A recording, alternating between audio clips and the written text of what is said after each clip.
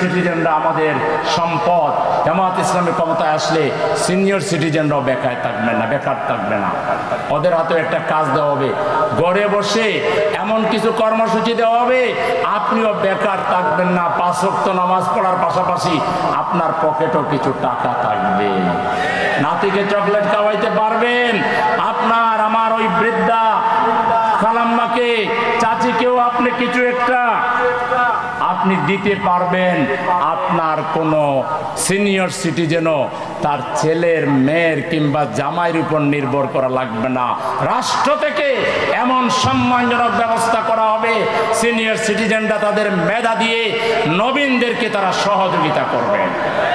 এরকম একটা কল্যাণ রাষ্ট্র যেখানে প্রত্যেকটা নাগরিকের মর্যাদা সংরক্ষণ করা হবে, প্রত্যেকটা মানুষ সে এই দেশকে তার দেশ, এখানকার মালিক সে মনে করবে, সে নিজেকে প্রজা মনে করবে না, শ্রমিক মনে করবে না, দুর্বল ভাববে না, কেউ কারো উপরে অন্যায়ভাবে লাঠি গোড়াইতে পারবে না, কারো ইজ্জত হরণ করতে পারবে না। ইজ্জত হরণকারী লাঠিয়াল বাহিনীর বিরুদ্ধে 18 কোটি মানুষ মিলে আমরা যুদ্ধ ঘোষণা করব এবং বাংলাদেশ হবে একটা নিরাপত্তার দেশ, শান্তির দেশ, উন্নতির দেশ, মঙ্গলের দেশ, প্রগতির দেশ। বাংলাদেশ হবে একটা ইনসাফের দেশ ইনশাআল্লাহ।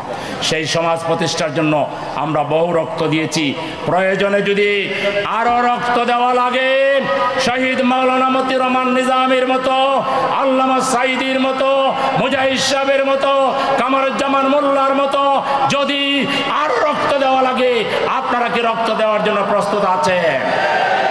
আপনারা কি দাওয়াতি কাজের জন্য প্রস্তুত আছেন? আপনারা ঘরে ঘরে যেতে প্রস্তুত আছেন?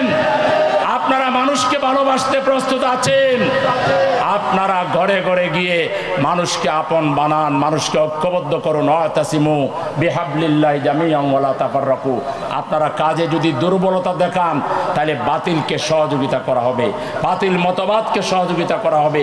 আপনারা সিরিয়াস না হলে, যেটুকু সিরিয়াস হবেন না ওইটুকু বাতিল তারা লাভবান হবে, তারা কল্যাণ পাবে। এই জন্য বাতিলকে বাংলাদেশের নো চান্স, নো মোর, আর কোনো সুযোগ আমরা দিতে চাই না। ঠিক রাজি আছেন? সুতরাং এখন থেকে আমরা বেশি করে কাজ করবো ইনশাআল্লাহ। আমরা নিজেরা আরো জ্ঞানের দিকে সমৃদ্ধ হবো ইনশাআল্লাহ। আমাদের আচার ব্যবহারকে আরো সুন্দর করবো ইনশাআল্লাহ। আমাদের চরিত্রকে আরো শানিত করবো ইনশাআল্লাহ। আমরা ছাত্র, যুবক, শ্রমিক, আবাল, বৃদ্ধ বনিতাকে ঐক্যবদ্ধ করে ইনসাফের বাংলাদেশ প্রতিষ্ঠায় আমরা এগিয়ে যাব ইনশাআল্লাহ।